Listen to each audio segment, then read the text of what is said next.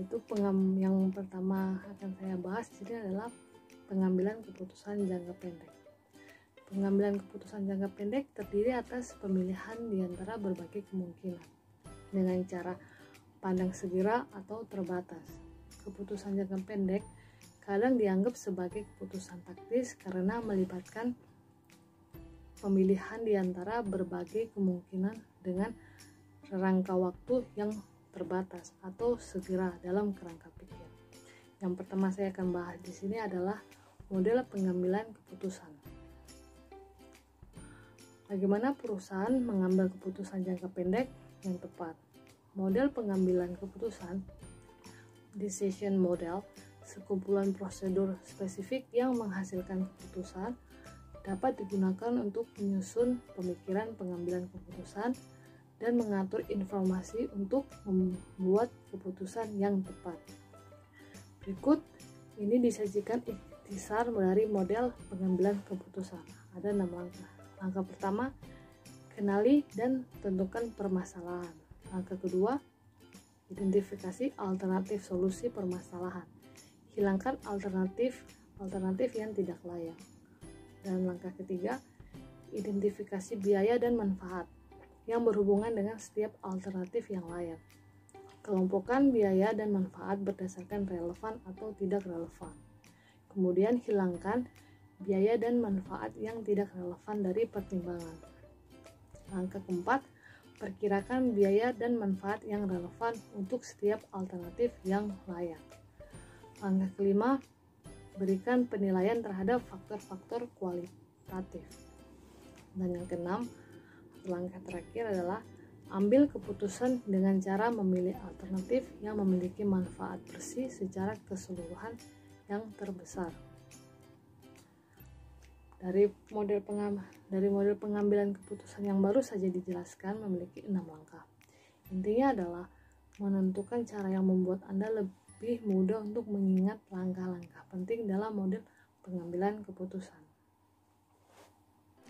Beberapa penerapan biaya relevan yang umum. Perhitungan biaya relevan adalah nilai dalam memecahkan banyak jenis permasalahan yang berbeda. Biasanya penerapan tersebut terdiri atas keputusan-keputusan berikut. 1. Membuat atau membeli komponen. 2. Menerima pesanan khusus pada harga di bawah harga yang biasa. 3. Mempertahankan atau menghentikan sebuah segmen atau lini produk. 4. Memproses lebih lanjut produk gabungan atau menjualnya pada titik pemisahan. Meskipun bukan merupakan daftar yang lengkap, banyak di antara prinsip-prinsip pengambilan keputusan yang dapat diterapkan ke berbagai permasalahan. Yang pertama, keputusan membuat atau membeli.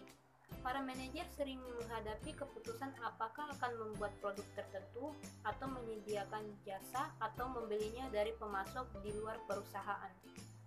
Sebuah perusahaan manufaktur mungkin harus mempertimbangkan apakah akan membuat atau membeli komponen yang digunakan dalam proses produksi.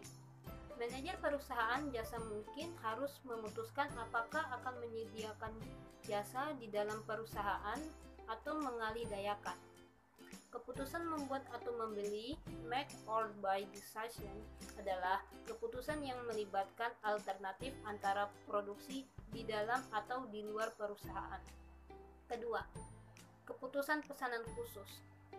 Dari waktu ke waktu, sebuah perusahaan dapat mempertimbangkan penawaran suatu produk atau jasa pada harga yang berbeda dari harga biasanya. Harga dapat berbeda-beda bagi para pelanggan di pasar yang sama, dan perusahaan-perusahaan sering memiliki kesempatan untuk mempertimbangkan pesanan khusus dari pelanggan potensial di pasar yang biasanya tidak dilayani. Keputusan pesanan khusus, special order decision, terfokus pada apakah pesanan harga khusus seharusnya diterima atau ditolak. Pesanan khusus seringkali menjadi hal yang menarik, terutama saat perusahaan beroperasi di bawah kapasitas produksi maksimumnya. Ketiga, keputusan mempertahankan atau menghentikan. Laporan segmen yang disusun berdasarkan perhitungan biaya variabel memberikan informasi yang bernilai bagi keputusan mempertahankan atau menghentikan. Keep or drop decision. margin kontribusi dan margin segmen berguna untuk mengevaluasi kinerja segmen. Namun, sementara laporan segmen menyediakan informasi yang berguna untuk membuat keputusan mempertahankan atau menghentikan, memperhitungkan biaya relevan, menjelaskan bagaimana informasi seharusnya digunakan untuk mengambil keputusan. Keempat, pemrosesan lebih lanjut terhadap produk-produk gabungan. Produk-produk gabungan joint product memiliki proses dan biaya produksi yang sama sampai dengan titik pemisahan. Pada titik pemisahan, produk-produk gabungan dapat dibedakan sebagai produk terpisah yang dapat diidentifikasi. Banyak produk-produk gabungan dijual pada titik pemisahan, namun terkadang lebih menguntungkan untuk memproses lebih lanjut produk gabungan tersebut setelah titik pemisahan sebelum menjualnya.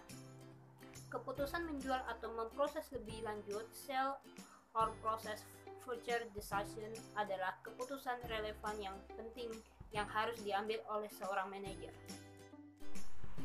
Selanjutnya kita akan membahas tentang keputusan bauran produk.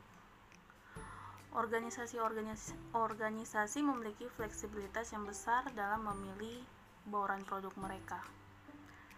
Bauran produk mengacu pada jumlah relatif dari setiap produk yang diproduksi atau jasa yang disediakan oleh perusahaan. Keputusan tentang bauran produk dapat memiliki pengaruh signifikan atas tingkat keuntungan perusahaan. Selanjutnya, kita membahas tentang kendala sumber daya berganda. Kehadiran hanya satu sumber daya yang terbatas mungkin tidak realistis. Organisasi sering menghadapi kendala berganda, yaitu keterbatasan bahan baku, keterbatasan tenaga kerja yang memiliki keahlian yang memadai, permintaan yang terbatas atas setiap produk sebagiannya. Solusi dari permasalahan bauran produk dengan hadirnya membutuhkan penggunaan teknik matematika khusus yang dikenal dengan linear, yang akan dipelajari dalam mata ajar manajemen biaya lanjutan. Dan selanjutnya kita masuk dengan penggunaan biaya dalam keputusan penetapan harga. Penggunaan biaya dalam keputusan penetapan harga dibagi menjadi dua, antara lain penetapan harga berdasarkan biaya atau yang biasa disebut dengan cost based pricing. Yang kedua, penetapan biaya dan harga target atau biasa disebut dengan target costing and pricing. Selanjutnya kita akan membahas tentang penetapan harga berdasarkan biaya. Cost based pricing. Permintaan berada di satu sisi dalam persamaan harga. Penawaran berada di sisi yang lain, oleh karena itu pendapatan harus menutup semua biaya agar perusahaan dapat menghasilkan keuntungan. Banyak perusahaan memulai dengan biaya untuk menentukan harga. Umumnya terdapat basis biaya dan markup. Markup adalah presentasi biaya yang diterapkan atas basis dan dihitung sebagai berikut. Penetapan biaya dan harga target atau target costing and pricing. Pendapatan biaya target atau target pricing adalah suatu metode untuk menentukan biaya produk atau jasa berdasarkan harga target yang bersedia dibayar oleh para pelanggan. Departemen pemasaran menentukan karakteristik dan harga untuk sebuah produk merupakan cara yang paling dapat diterima oleh konsumen.